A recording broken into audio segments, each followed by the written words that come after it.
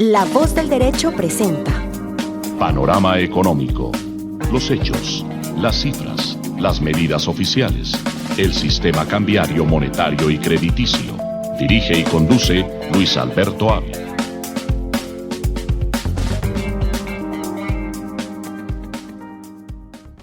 Bienvenidos a Panorama Económico con la dirección general del doctor José Gregorio Hernández Galindo.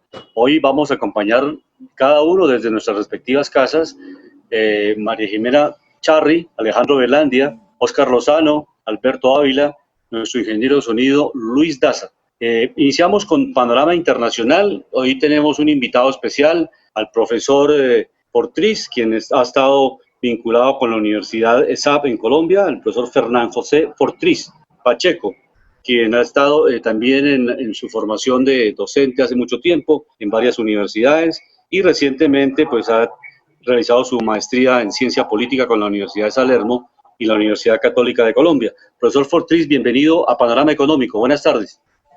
¿Tiene alguna dificultad de sonido?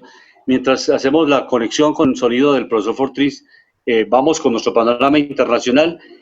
Tenemos en cuenta cómo los empresarios se están reinventando, que es una palabra que se ha convertido como en un cliché. Reinventémonos a nivel personal, a nivel empresarial, a nivel social. Cómo lograr que en esta pandemia tengamos nuevas estrategias, nuevas opciones, nuevos diseños, nuevos sistemas de planeación para que las empresas a nivel internacional puedan seguir siendo exportadoras. Cómo lograr que las empresas en esta pandemia avancen en las exportaciones y no tengan un proceso de caída y cierre empresarial. Profesor Óscar Lozano, de manera resumida, vamos a dar unos tips de cómo las empresas se están reinventando en el comercio internacional en esta contracción económica que estamos viendo con la pandemia. Sabemos que no están funcionando al 100% la aviación, no está funcionando al 100% el sistema de transporte marítimo, hay dificultades por el coronavirus para exportar, para importar.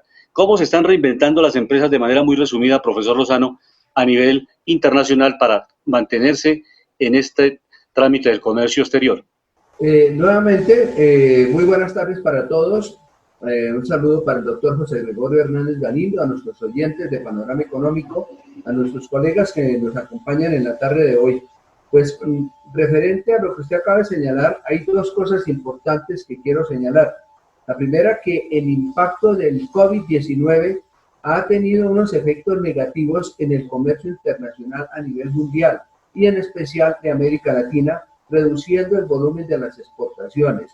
Y esta crisis ha dejado dos resultados muy claros. El primero de ellos es muy preocupante, es el alto, el poco apoyo que le prestan los gobiernos a los exportadores y la necesidad de que los mismos gobiernos implementen medidas que le permitan a los exportadores generando todavía, como se dice, recursos, obteniendo ingresos para el mismo Estado, para de esta manera capotear las adversidades de esta pandemia en un corto y mediano plazo.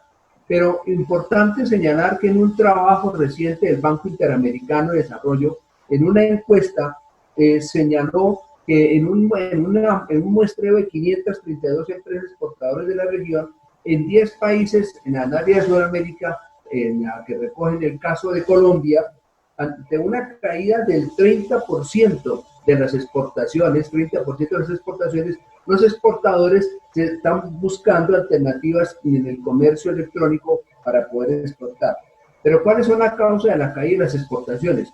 Hay que mencionarlo, que son primero la disminución de la demanda, pero algo muy importante que quiero señalar y hay que explicarle a los oyentes, ¿qué es una exportación y qué es una importación? Una exportación es el proceso de venta de una mercancía que en el caso de Colombia, por citarlo esa naturaleza, está en la zona aduanera nacional y se introduce a una zona aduanera extranjera con el fin de obtener un ingreso o una divisa. Lo contrario, una importación es el proceso de compra que se realiza cuando Colombia, por ejemplo, adquiere o introduce un producto foráneo o extranjero proveniente de una zona aduanera extranjera con destino a una zona aduanera nacional con el fin de obtener o satisfacer, en este caso, una necesidad. Es bueno tener claro estos dos conceptos. Pero más allá de eso, De otros elementos importantes que quiero señalar que son en la muestra del problema que tienen los exportadores en América Latina. Son los altos costos de la logística, las restricciones, el transporte, el problema de los fletes, las cadenas de pago y la carencia digamos, de insumos, de materias primas. Algunos exportadores tienen que necesariamente importar, reimportar o reexportar mercancías para obtener insumos que les permita producir sus artículos y sus productos. Entonces, en algunos casos, por los mismos costos, algunos empresarios deciden más bien importar ese producto porque les sale un poco más barato en un momento determinado. Entonces, eso por un lado.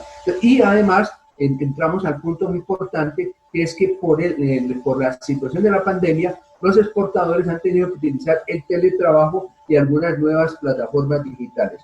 Por último, quiero señalar que la búsqueda de nuevos mercados es la tendencia, pero el caso colombiano es preocupante. ¿Por qué? Porque nosotros nos hemos encuadrado prácticamente en un 50% de nuestra balanza comercial con Estados Unidos y con China, y a nosotros se nos acabó el mundo. Es decir, Colombia no mira más allá de América Latina, Colombia no mira a Europa, Colombia no mira a otros destinos, sino que todo lo está concentrando en el comercio con Estados Unidos, que lógicamente que es nuestro principal socio comercial. Entonces, esto es alarmante. La clave del éxito, como lo señala el BID, es aumentar ingresos, es generar competitividad y es generar empleo. Y no lo que hacen los gobiernos, es imponer altas cargas tributarias represivas, como lo que sucede con los gobiernos de la región. Pero en medio de esta pandemia hay que señalar que, por ejemplo, empresas mexicanas, empresas centroamericanas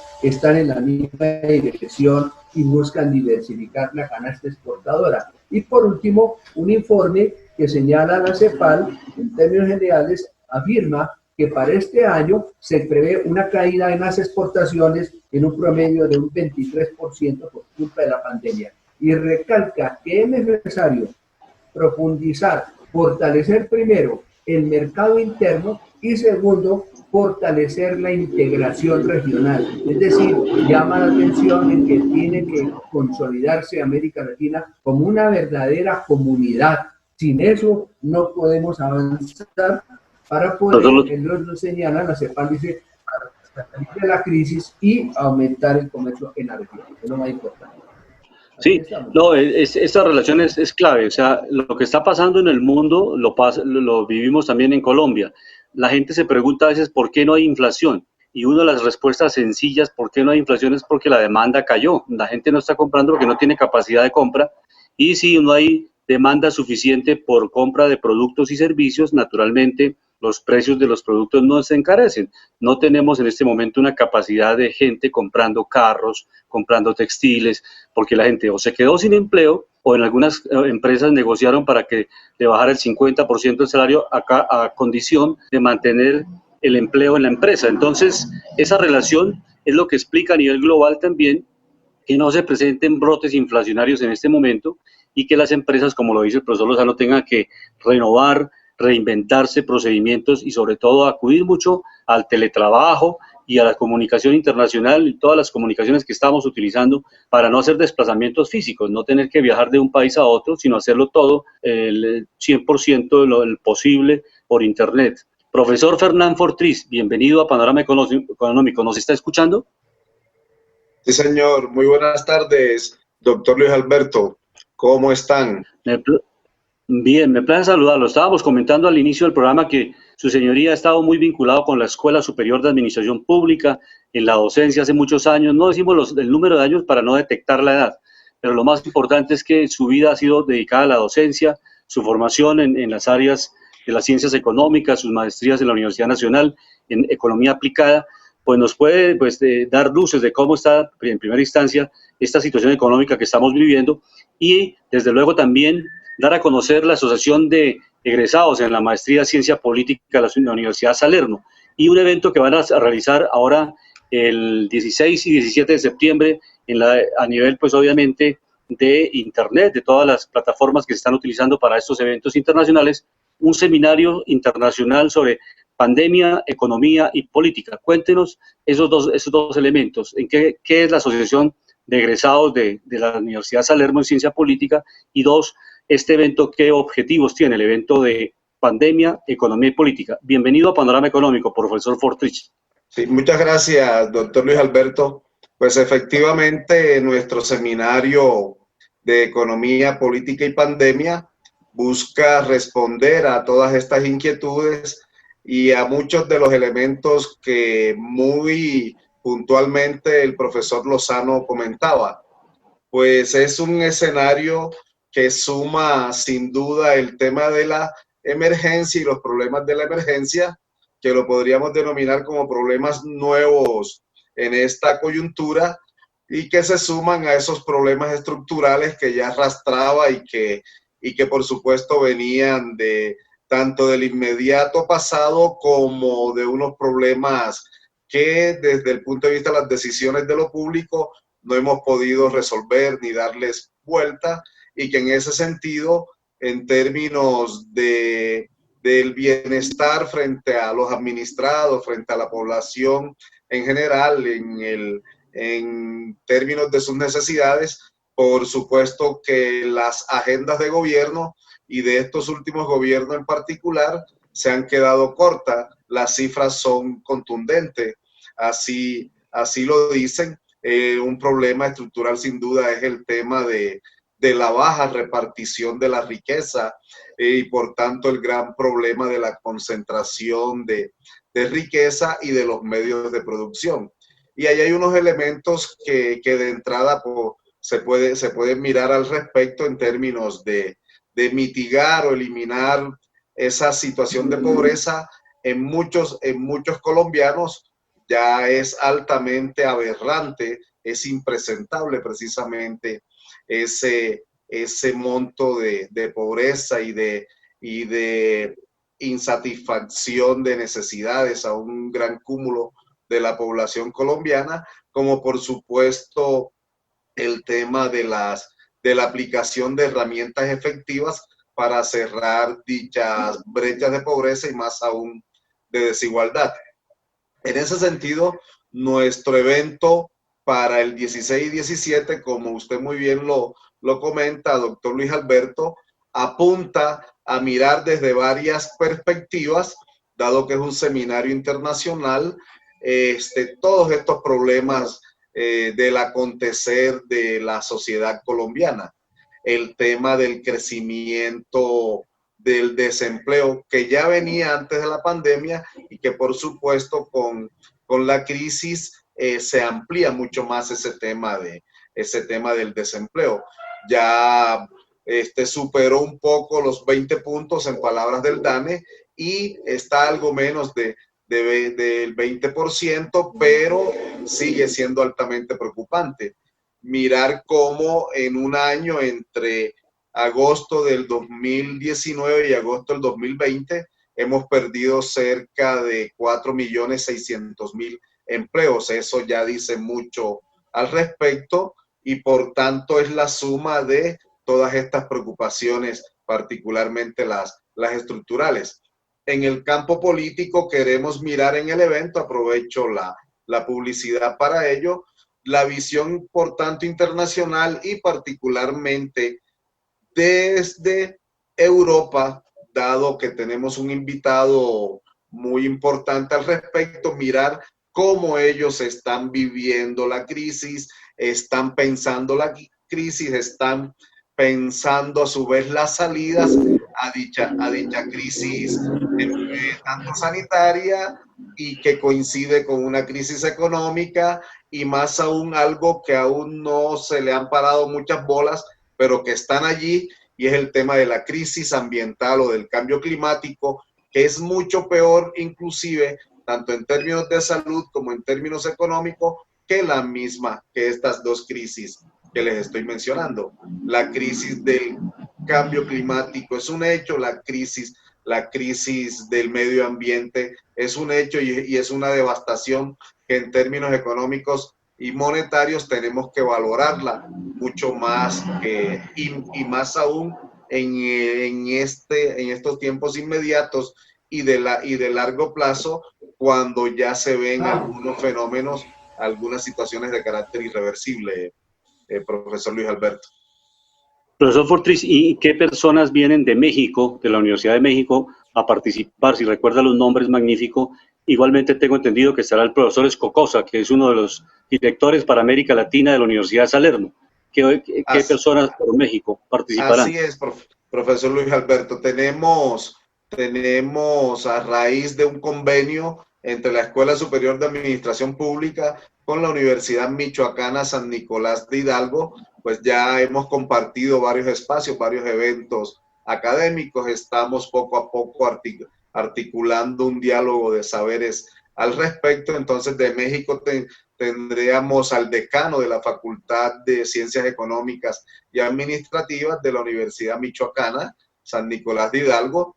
Tenemos a 2 investigadores precisamente de dicha universidad, al profesor Ibrahim Santa Cruz Sotomayor, quien es experto en temas de economía regional y problemas de agendas de gobiernos en razón de políticas públicas a nivel regional.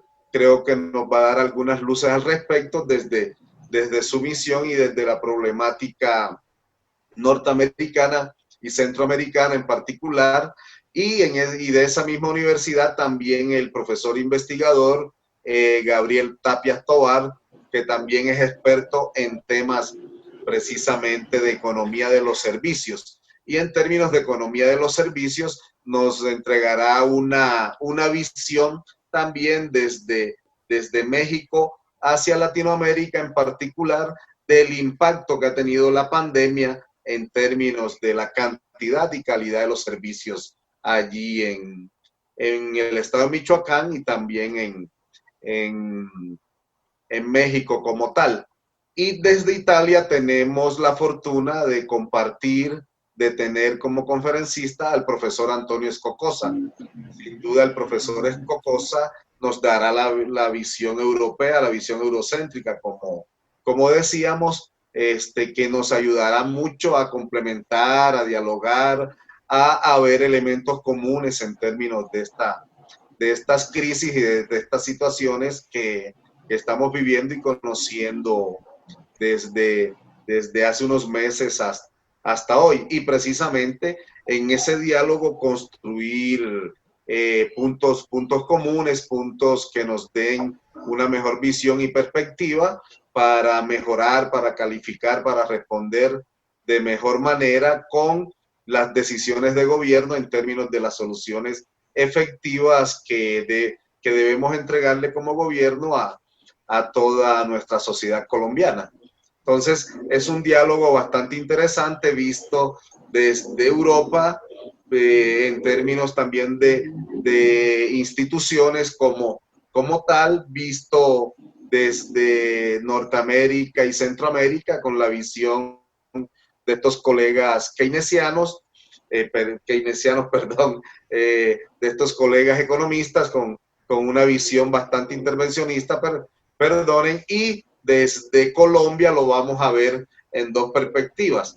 La primera a nivel, lógicamente, de los efectos, de las causas y de los aciertos y desaciertos que hasta el momento en materia de decisiones de gobierno hemos tenido con estas 3 crisis. No somos ajenos a estas 3 crisis, a esos mecanismos de transmisión desde afuera hacia adentro y lógicamente de adentro del país hacia afuera. En ese sentido tendremos la presencia de 2 profesores importantes de la ESAP, como es el profesor Luis Nelson Beltrán, actual decano de la Facultad de Posgrados de la ESAP, así como el profesor investigador, ex superintendente de salud, y por tanto nos ampliará muchísimo esa visión desde el campo de la salud en Colombia, y también ex superintendente de la Superintendencia de Bienestar Familiar, el doctor Alonso Villa Arcila, que es una de las personas altamente cualificadas en términos tanto de mirar el servicio de salud como la problemática de la salud en general. Entonces nos va a dar desde la relación de la salud y los ejes de gobierno en materia de toma de decisiones particularmente efectivas, nos va a dar un panorama bastante importante al respecto. Y desde la región colombiana, en este caso desde el Caribe colombiano, tenemos a uno de los mejores investigadores de desarrollo local que puede tener el país, como es el profesor Jairo Parada. El profesor Jairo Parada viene de la Universidad del Norte, es profesor investigador de la Universidad del Norte con una experiencia investigativa bastante amplia, con unos elementos de análisis. Particularmente él se declara de la línea institucional y neoinstitucionalista, muy seguidor de un pensador en esa línea, apellido Veblen. Él se declara vebleniano, y entonces desde esa posibilidad y desde los problemas de la costa caribe colombiana en particular, nos vamos a mirar precisamente el tema de la pandemia, su casuística y lógicamente los determinantes desde ese foco de análisis que podemos mirar con el profesor Parada desde el interior de nuestro país. Ya no a nivel nacional, sino a nivel mesoeconómico, como lo podríamos mirar, profesor Luis Alberto. Entonces, en ese sentido, como usted lo puede ver allí, estando usted también cordialmente invitado, siendo uno de los panelistas, el profesor Luis Alberto Ávila, así como el profesor Juan Carlos Caita, investigadores, panelistas de siempre de la Asociación de Egresados y Estudiantes de Ciencia Política de la Universidad de Salerno en Colombia. Entonces vamos a tener, con base en ello y con base en muchas miradas, sin duda un seminario altamente interesante, algo variopinta frente a algunos temas, pero muy complementarios en términos de economía, en términos políticos y lógicamente en términos de la crisis de sanidad que nos aqueja, doctor Ávila. Entonces, muchas gracias allí por el espacio y bueno, presto también a cualquier inquietud adicional. Y profesor Forte, finalmente, ¿a través de qué medio, con la Escuela Superior de Administración Pública, con la plataforma, se va a hacer el lanzamiento de la transmisión de este programa? Sí, señor, sí, así es. La Escuela Superior de Administración Pública, como ustedes lo saben, lo conocen muy bien, tiene cobertura nacional.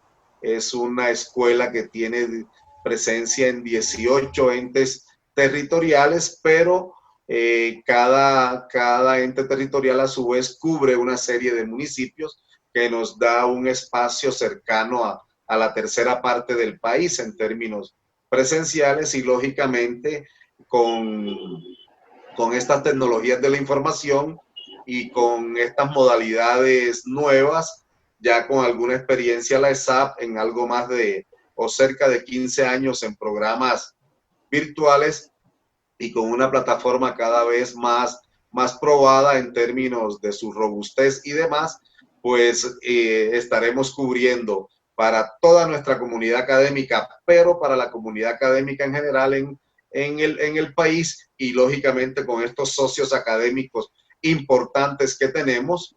No olvidar que la Universidad de Salerno de Italia fue la segunda universidad, que se fundó en el mundo occidental como tal, reconocida como tal, después de la de Bolonia. Por tanto, es un socio importante para nosotros en términos de su visión y en términos de los aportes que nos puede dar en estos diálogos. E igualmente la Universidad Michoacana San Nicolás de Hidalgo, que también, entre otras cosas, tienen una buena plataforma tecnológica, y que ellos a través de los links de este evento replicarán a un buen volumen de participantes de su comunidad académica, pues esta invitación, estos espacios para que sea lo más provechoso que se pueda, doctor Luis Alberto. Entonces creemos que va a ser un evento con mucho éxito, importante, de mucho diálogo y sin duda con muchas tareas que nos dejará desde el campo académico, científico, y de decisiones de política pública en la coyuntura y hacia adelante en los términos estructurales de todas estas incidencias, de todas estas herramientas y metodologías y lineamientos que debemos adelantar allí, que deben salir precisamente de dicho diálogo, doctor Luis Alberto. Profesor Fortris, muchas gracias y esperamos que el éxito de este evento académico que se desarrollará la próxima semana. Muy buena tarde, profesor Fortris, muy amable por haber estado con nosotros en Panorama Económico. Muy gentil, profesor Luis Alberto, un placer. Y a todo el equipo, muchas gracias, y a los compañeros que compartieron el espacio, muchas gracias. Buena tarde. Buena tarde. Seguimos en Panorama Económico con los indicadores económicos. ¿Cómo están los indicadores, profesor Alejandro Velandia? Bienvenido a Panorama Económico. ¿Cómo se comportan las bolsas de valores del mundo en este día jueves, que estamos ya en el día 10º del mes de septiembre? Muy buenas tardes a todos los oyentes de nuestro programa Panorama Económico, mis estimados colegas, María Jimena Charri, Luis Alberto Ávila y doctor Oscar Lozano. Estamos mirando el movimiento de esta semana, que ha tenido subidas, bajadas. En el tema del Dow Jones ha tratado de superar los 29-30 mil puntos, pero volvió a caer y está cerrando en los 27.514 puntos, cerrando hoy negativo, menos el 1.52%. En el caso del Standard & Poor's, este es el segundo más importante en la bolsa de los Estados Unidos, para muchos es el primero. Está cerrando hoy con una puntuación de los 3.340 puntos, cerrando también negativo en menos el 1.73%. En caso de bolsas internacionales, indicadores, en la bolsa de Alemania, el DAX en el indicador de su mercado bursátil está cerrando en los 13.202 puntos, cayendo el 0,25%. Y en Oriente, miramos a Japón, con su indicador en Nikkei, subiendo hoy el 0.88% y cerrando en los 23.235 puntos. Esto a excepción de la mayoría de las bolsas de Occidente. En el tema de tasas a nivel internacional, tasas de intervención de bancos centrales, los que rigen la política monetaria en cada país. Miramos Reserva Federal de los Estados Unidos, recordemos que su tasa está en el 0%, a menos el menos 0.25%. En el caso del Banco Central Europeo está en el 0%, el Banco Central del Reino Unido 0.10%, en el Banco Central de Suiza, que la próxima semana tendremos un análisis sobre qué también manejan este banco en su política monetaria y también en todo lo que tiene que ver en el anclaje de la política económica de Suiza. Es un ejemplo a seguir la próxima semana. Lo podremos estar viendo, está cerrando en su tasa en el menos 0.75%. Economías desarrolladas de Norteamérica como la de Canadá, la vemos cerrando en el 0.25%, su tasa de intervención central, Banco Central. El Banco Central de Japón, su tasa está en el menos 0.10%. El Banco Central de la India, 4%. En China, su tasa de intervención está en el 4.35%, y en Brasil, su tasa en el Banco Central está en el 2%. Haciendo un análisis y un complemento de todo lo que veníamos hablando, ¿qué es lo que sucede? ¿Cuál es la salida? ¿Y qué es lo que nos está pasando? El tema de la deuda. Recordemos que muchos gobiernos se están financiando a punta de deuda, muchas empresas se están financiando a punta de deuda. Hay muchos países y muchas empresas o países que a través de las empresas están cogiendo la deuda para producir, cosa que es positiva, para activar los aparatos productivos. Porque es que resulta que si uno le da dinero a la gente a través de la emisión, pero no se reactivan los aparatos productivos, pues la economía puede implosionar, ¿no? Caso que le ha pasado precisamente a Venezuela. Que recordemos que el presidente Maduro decía un día, vamos a subir el sueldo 50%, y al otro día la inflación estaba disparada. ¿Por qué? Porque obviamente la economía, el dinero, es un reflejo de debe ser un reflejo de los aparatos productivos. Entonces, ¿qué es lo que sucede y cuál es la moraleja?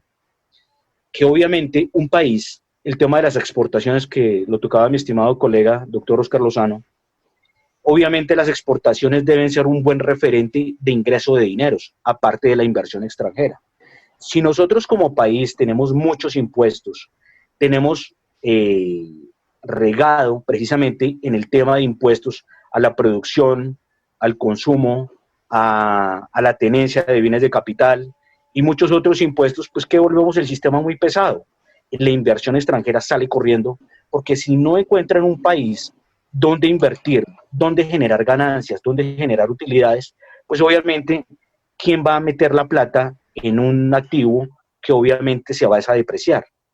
Entonces, recordemos, Colombia, por ejemplo, tiene muchos sectores que pueden ser protagonistas. Un sector protagonista en Colombia, el sector energético, a través de los hidrocarburos, el gas y el carbón. Le han dado mucho dinero al país y eso que no lo hemos desarrollado como industria de valor agregado. Resulta que casi todo el carbón que exporta Colombia, el petróleo que exporta y otras materias primas, las vendemos en bruto, no las vendemos con valor agregado. ¿Quiénes se ganan el valor agregado? Estos transformadores. Por ejemplo, países como Corea transforman mucha materia prima. Países como China transforman mucha materia prima. Singapur, siendo un país tan diminuto, tan pequeño, que queda en Asia Menor, hace mucha transformación, aparte de que obviamente es una central financiera muy importante. Entonces, ¿qué es lo que tenemos que hacer? Tener generadores de riqueza, o sea, eso es como una especie paralela de emisión de riqueza, pero real. O sea, que son productos, bienes y servicios que tenemos que ofrecernos a nosotros mismos y al mundo. ¿Qué es lo que pasa cuando un Estado es grande y cuando el Estado se hace responsable de la mayoría del gasto? Tiene que subir muchos impuestos. Pero si es un Estado que tampoco tiene un aparato productivo fuerte, pues es un Estado que se tiende a caer. Entonces nosotros tenemos que aprender moralejas, porque es que nosotros vemos a muchos premios Nobel, a muchos académicos hablando de modelos de desarrollo, pero curiosamente estos modelos en la práctica no sirven. Porque es que yo siempre cito los modelos de desarrollo de países que han salido adelante, porque nos han demostrado cómo salir de crisis en la guerra, cómo salir de crisis en la economía, cómo salir de crisis en etapas donde han estado quebrados. Por ejemplo, en la zona euro, muchos países estuvieron quebrados, entre ellos se quebró Grecia, Italia tuvo problemas, España tuvo problemas, muchos países de Europa del Sur tuvieron problemas, pero curiosamente los países del norte de Europa sí hacían la tarea juiciosos, ¿sí? Y no tiene que ver que es que unos estén más arriba del polo norte y otros más abajo del polo sur, no se trata de eso, se trata de las políticas que realmente sirven, porque es que el sistema productivo es necesario. El dinero lo único que hace es servir de intercambio entre bienes, productos y servicios. Algunos les compartí un video muy didáctico, muy bonito, que es de Disney, que explica qué es lo que genera la inflación, qué es lo que genera la deflación, porque es que muchos economistas hablan de estos temas, pero no tienen un anclaje real. Precisamente el dinero sirve para intercambiar. Recordemos que antiguamente, esto nos lo puede decir nuestro doctor Luis Alberto o Óscar Lozano, el intercambiador, por ejemplo, era la sal.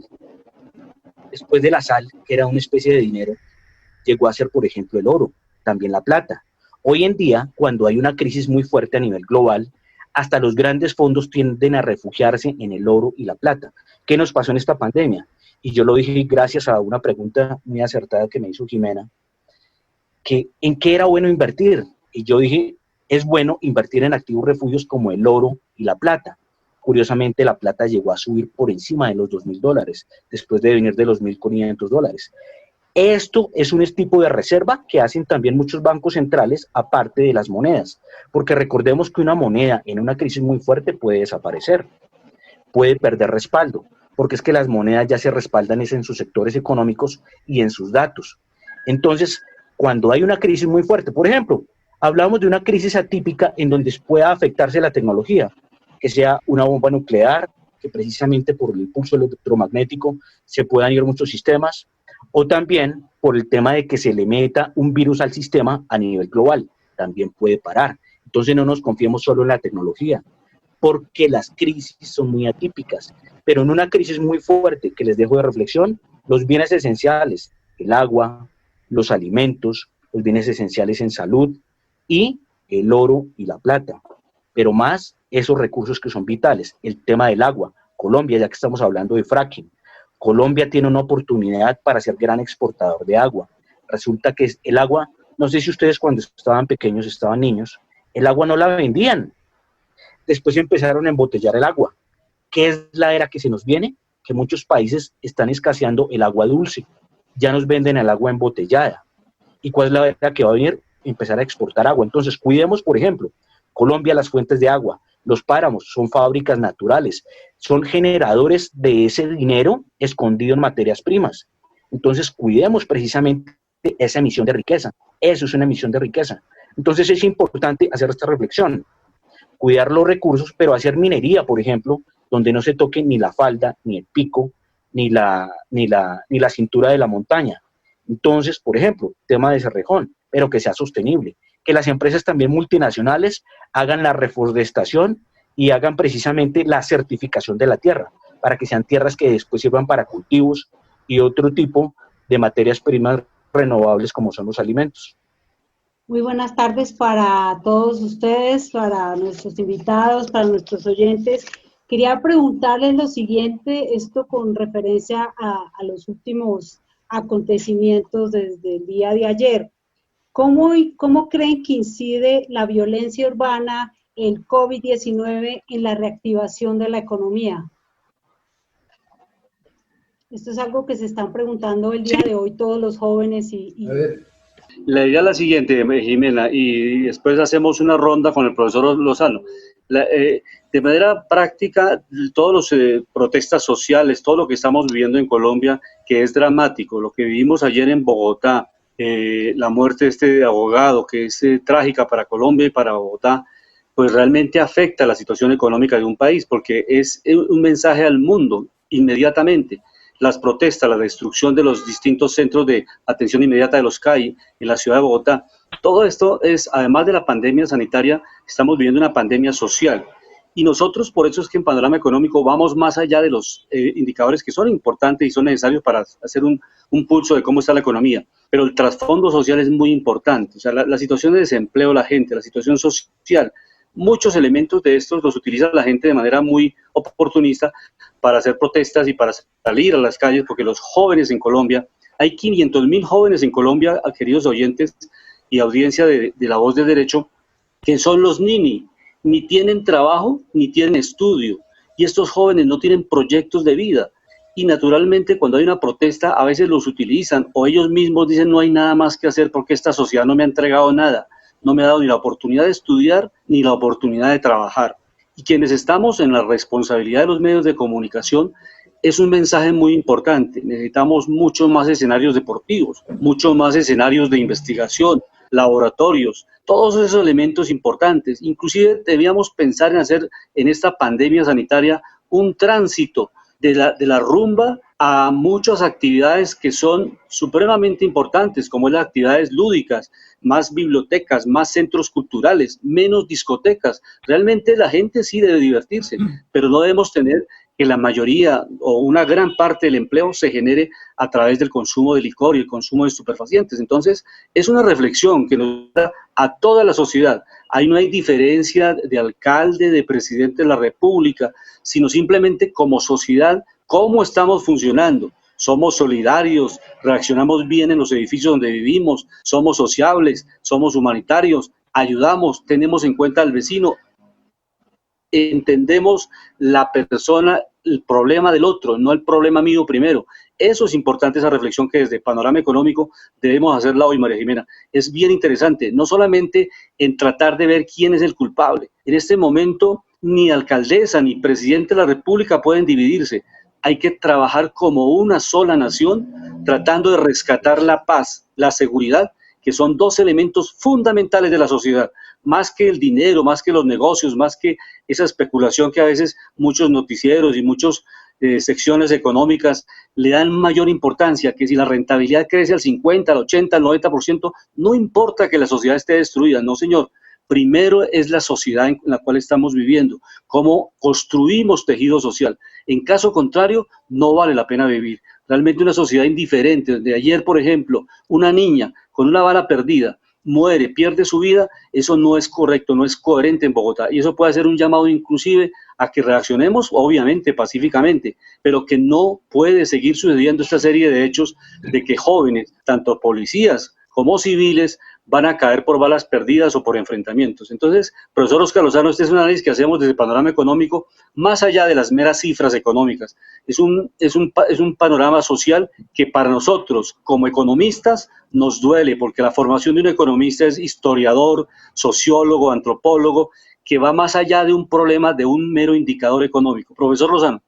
Sí, con respecto a lo que usted señala, doctora Ávila, en la pregunta de la colega Jimena Chávez, pues yo tengo una observación, y es lo siguiente: el impacto en la economía es que ese hecho de ayer cada día le está restando, digamos, pasos positivos a la sociedad colombiana, pasos positivos a los instrumentos y a las entidades de seguridad. La Policía Nacional de Colombia está, hay que decirlo muy claramente, desde acá hay que decirlo, tiene que entrar en un proceso de reestructuración, tiene que tener un proceso de acercamiento más con la ciudadanía. Uno no puede, y no podemos nosotros, como lo que se está viendo en Estados Unidos, cometer que la policía siga cometiendo abusos y crímenes, porque lo de ayer fue un crimen, un atentado contra la sociedad civil, y no quiero con mis palabras entrar a justificar los hechos violentos, pero sí es una manera para que el gobierno del presidente Duque reflexione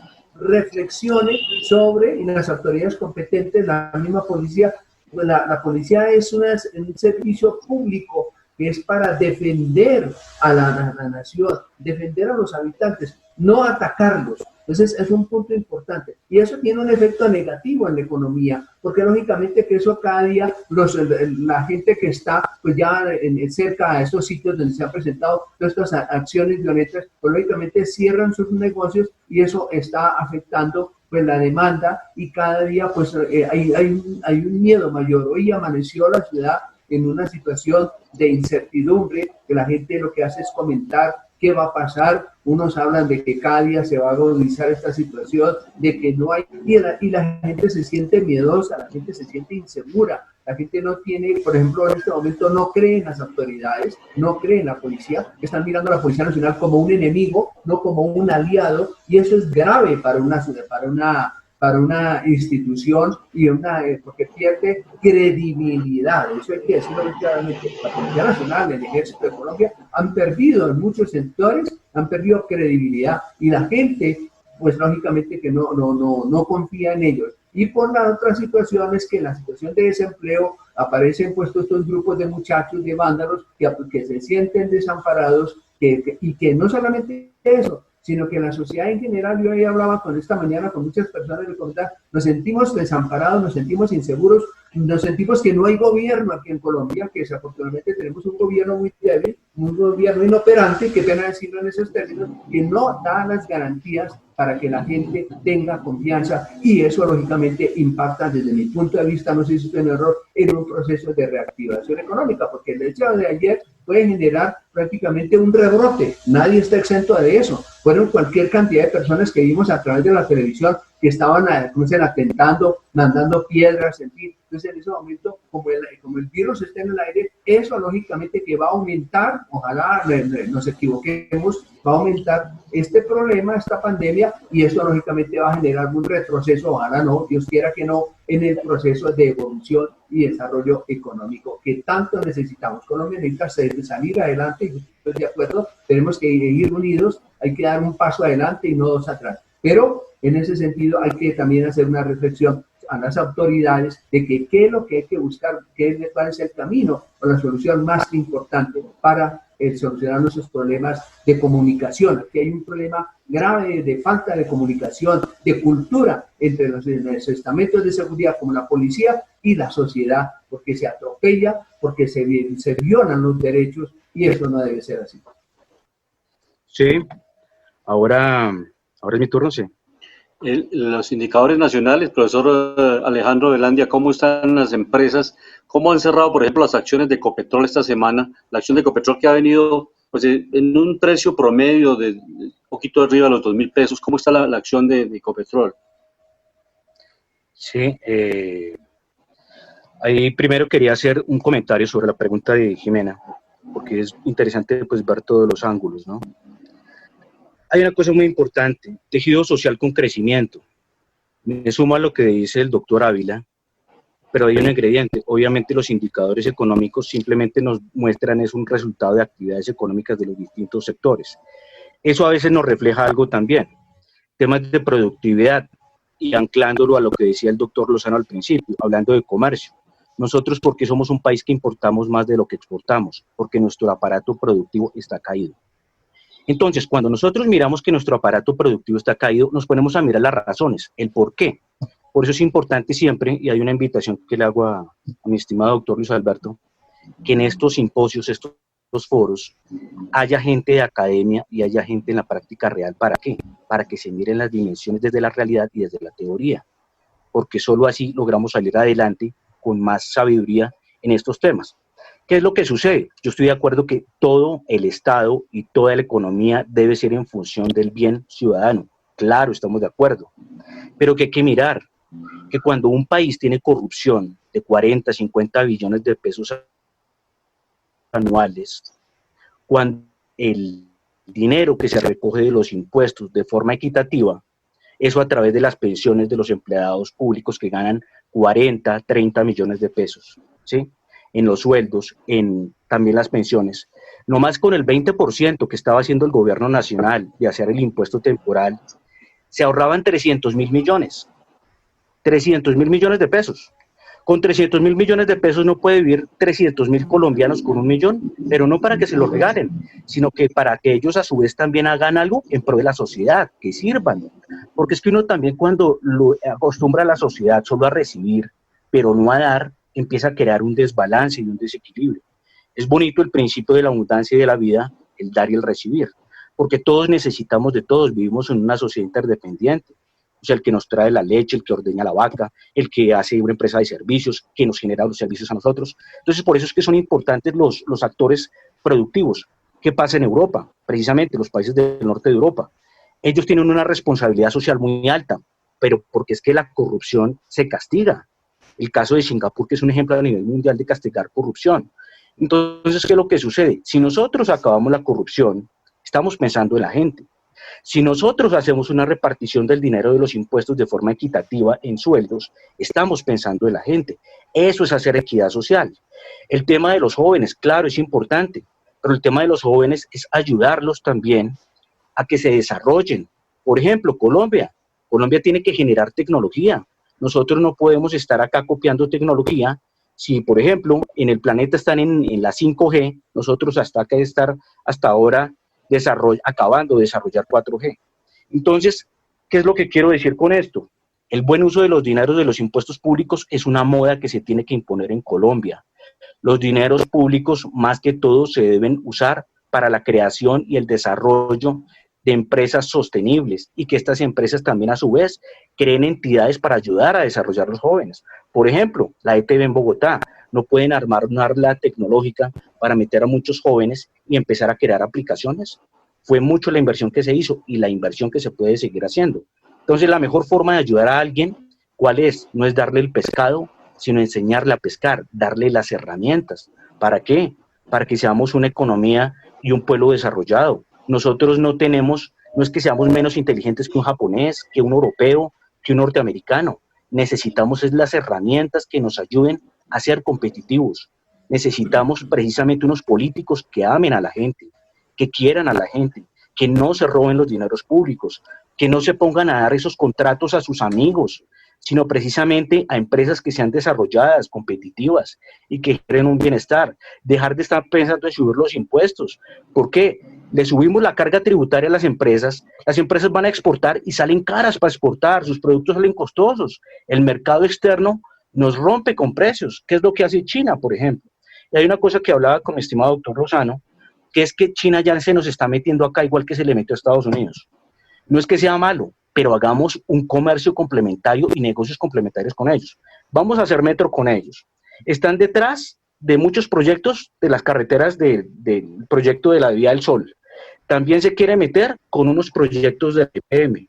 Eso sin acá traer a colación los temas de que EPM tiene problemas financieros en este momento porque hay mucho descontrol en el tema de las obras de Hidroituango. Estamos con una importante entrevista que realizamos al profesor José Antonio Campo, ingeniero Luis Laza, para dar a conocer la mirada del profesor José Antonio Campo, exministro de Hacienda, exsecretario general, ex ejecutivo de la Comisión Económica para América Latina y también quien estuvo liderando la comisión, el estudio sobre la Comisión Agraria en Colombia. Entonces, escuchemos al profesor José Antonio Campo, quien tuvo la oportunidad de entregar unas importantes declaraciones para Panorama Económico y La Voz del Derecho. Doctor Ocampo, muy buenas tardes. Para Panorama Económico queremos preguntarle lo que ya usted ha comentado en los medios escritos sobre América Latina, cómo va a ser la recuperación de América Latina, cuál puede ser el papel de los gobiernos y los bancos centrales para la pospandemia, la situación crítica que vive América Latina. Muy buenas tardes. América Latina ha sido golpeada de forma muy dura por la pandemia como enfermedad y también por los efectos económicos que ha tenido. De hecho, es la región del mundo en desarrollo más afectada en términos económicos y está compitiendo con Europa Occidental por cuál es la región del mundo más afectada. El proceso de recuperación pues está comenzando a dar lentamente en algunos países, aunque yo diría muy lentamente, y va a depender para comenzar de si hay nuevas oleadas de la pandemia o no. En términos de las acciones de los distintos agentes del Estado, los bancos centrales han sido uniformemente expansionistas, proveyendo liquidez en forma amplia, aunque obviamente con menos capacidad que los países desarrollados, básicamente porque no emiten monedas de reserva internacional. Pero en general están unidos a la tendencia internacional a adoptar medidas de expansión. Los gobiernos, por el contrario, pues tienen una historia un poco bastante diversa, porque la capacidad fiscal que tienen para adoptar medidas expansionistas es bastante desigual.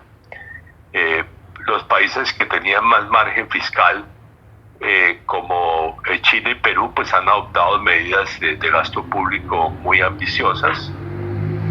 Los otros países que lo han hecho son tal vez, yo resaltaría a Brasil, que pese a tener una deuda pública muy alta, también adoptó medidas bastante fuertes.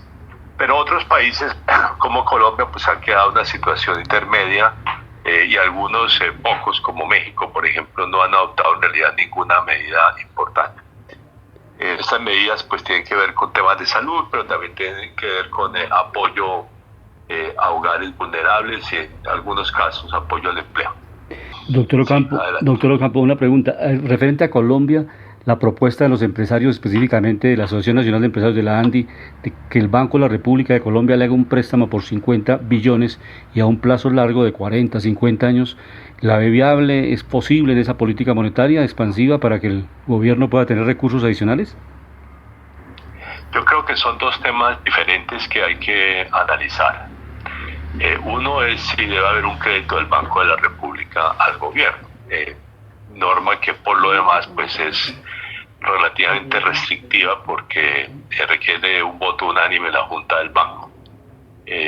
Mientras haya otros mecanismos de financiamiento, incluyendo la compra de bonos de deuda pública por parte del Banco de la República, ese tipo de créditos me parece que no son necesarios. La otra parte es si debe haber unos mecanismos de apoyo a las empresas a través de líneas de crédito y garantías. De hecho, Colombia, mal que bien, es uno de los países latinoamericanos que sí se ha avanzado en esa dirección y se puede acentuar. Tiene los instrumentos que son los bancos de desarrollo. Eso significaría básicamente utilizar más a fondo a Bancoldex, a la Financiera de Desarrollo Nacional, para ofrecer pues créditos a las empresas que les ayuden a sanearse, incluso a mi juicio podrían ser utilizadas también como instrumento de apoyo al empleo, a la creación de empleo. Por ejemplo, unos créditos no reembolsables o parcialmente no reembolsables si las empresas cumplen ciertos objetivos en materia de generación de empleo. Eso sería una forma de capitalización. Otro mecanismo sería que, digamos, se crearan unos fondos de inversión por parte de estos bancos de desarrollo y que esos fondos de inversión.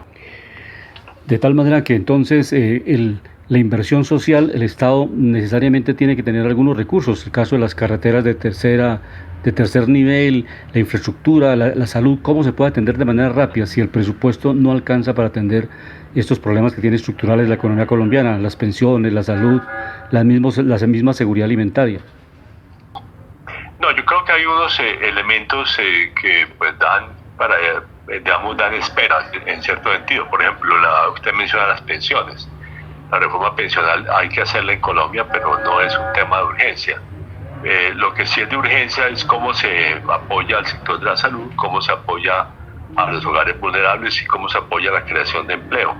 Y en ese último caso, pues puede haber distintas políticas, entre ellas inversión pública, por ejemplo en vías terciarias, que es un tema que usted mencionó.